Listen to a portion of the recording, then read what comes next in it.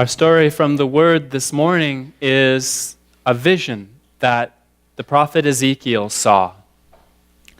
In this vision, there's an angel who's showing Ezekiel the temple of the Lord, and he shows Ezekiel water flowing from the temple. And that water does some interesting and some powerful things. And so this is how the vision goes. Then the angel brought me back to the door of the temple, and there was water flowing from under the threshold of the temple towards the east, for the front of the temple faced east. The water was flowing from under the right side of the temple, south of the altar. He brought me out by way of the north gate and led me around on the outside to the outer gateway that faces east, and there was water flowing out on the right side. And when the man went out to the east with his measuring line in his hands, he measured 1,000 cubits, and he brought me through the waters. The water came up to my ankles. Again, he measured 1,000 and brought me through the waters. The water came up to my knees. Again, he measured 1,000 and brought me through. The water came up to my waist.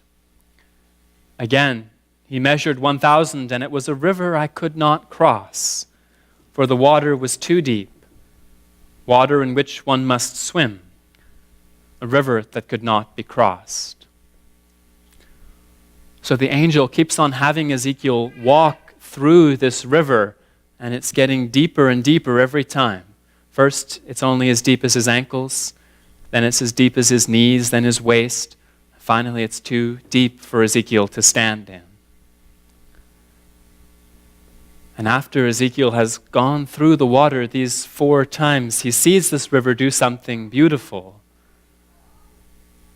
It says, the angel said to me, "Son of man, have you seen this?" And he brought me and returned me to the bank of the river. When I returned, there along the bank of the river were very many trees on one side and the other. And he said to me, "This water flows toward the eastern region, goes down into the valley and enters the sea.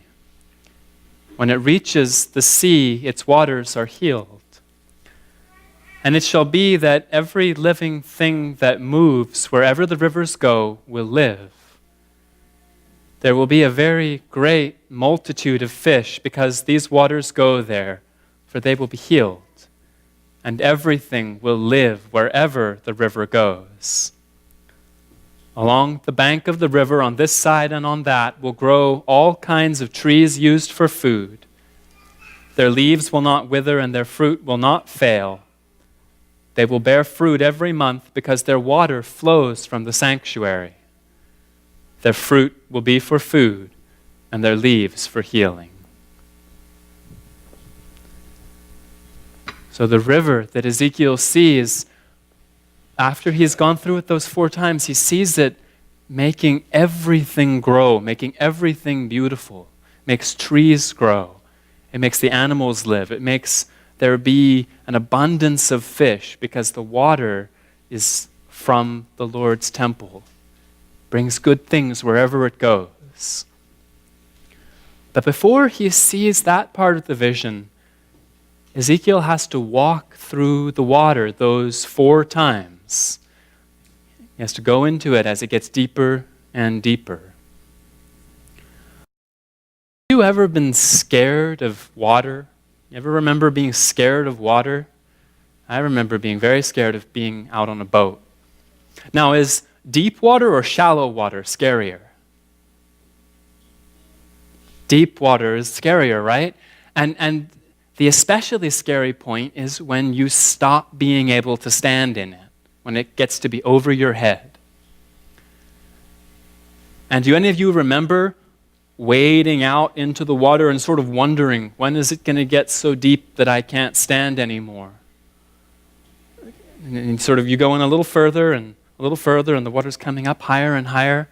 It's not a very comfortable thing. It takes some bravery, right? And it's really not so bad when you actually go in all the way. as long as you can swim.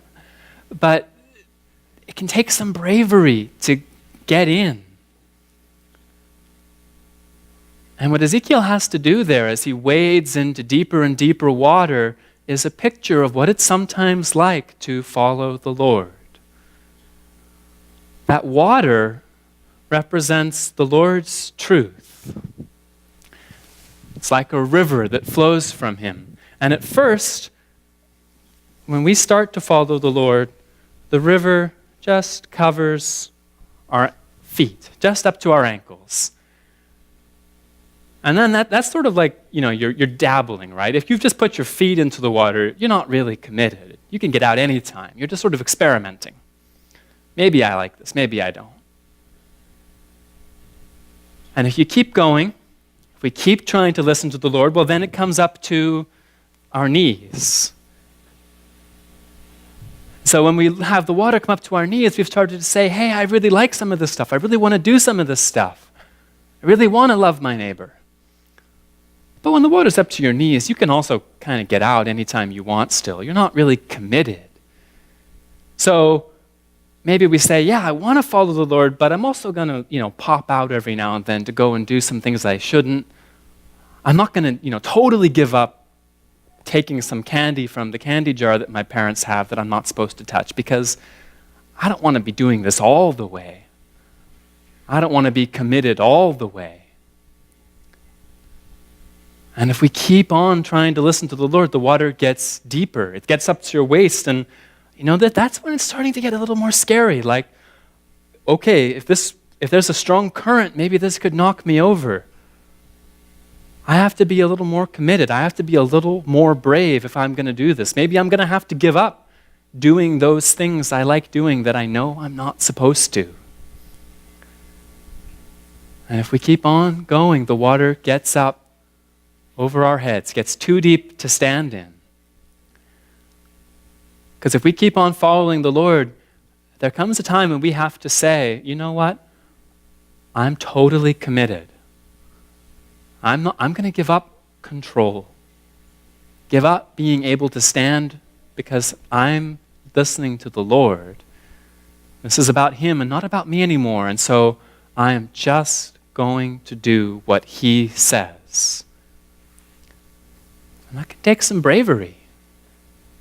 It can take some bravery to be willing to go in to the point where you can't stand anymore, to follow the Lord so completely that you're not doing what you want anymore. You're doing what He wants.